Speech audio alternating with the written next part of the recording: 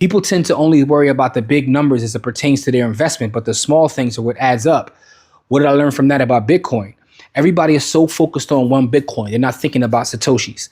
I take stacking sats very serious, right? Obviously, everyone's goal is to get to a full Bitcoin. Once you get to a full Bitcoin, it's into accumulate another Bitcoin, right?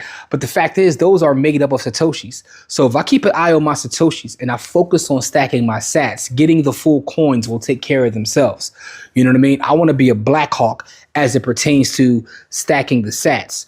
So something else I learned from Hedy is to look.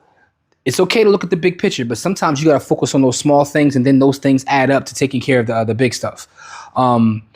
Her strategy overall, right? Everyone knows that I come from the real estate profession, and I've come to the conclusion that real estate isn't the greatest investment, but it's a great business. So what do? I use the real estate business to generate money to buy sats. Everything goes into sats, right?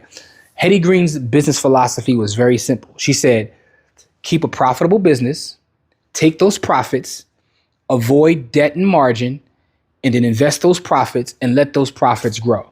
Right. So I look at real estate as a way for me to create profits, take those profits, right, put it into my various buckets, let it grow, put it into Bitcoin. I save in Bitcoin and then worry about those sats and avoid debt. I don't take on a lot of debt to accumulate things because I'm working in a whole different stratosphere in terms of not just looking to acquire as much debt as possible, but I'm actually acquiring an asset, which is Bitcoin, which is my savings. Right.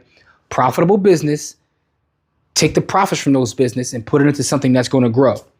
Have a profitable business, right? And this could be your job, right? If you have a job that pays you enough that you could take a portion of it and just put it to the side. It's the same lesson that comes from the richest man in Babylon. Hedy was on this a long time ago. Hedy says, get a profitable business, some way to make profit, and just invest those and let it go. But the biggest thing from Hedy Green is she didn't care what anyone thought about her. When they called her eccentric, when they called her those things, she didn't care because to her, she was so focused on the mission and so focused on being a steward that how society moved and how they looked at her didn't matter. This is a woman who was worth $100 million, right? $100 million in the early 1900s, in the early 20th century. She was worth $100 million and she lived in a little apartment.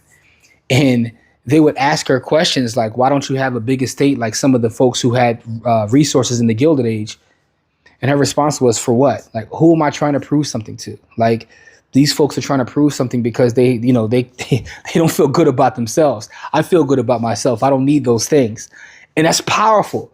It's powerful because she had more money than most, but it didn't matter. She was so focused on being a steward and so focused on having a profitable business and investing those profits and then teaching the next generation that she didn't have time to be showing off like that. She didn't need her ego stroked. She was focused on the mission and stayed with that. It's powerful to me, right?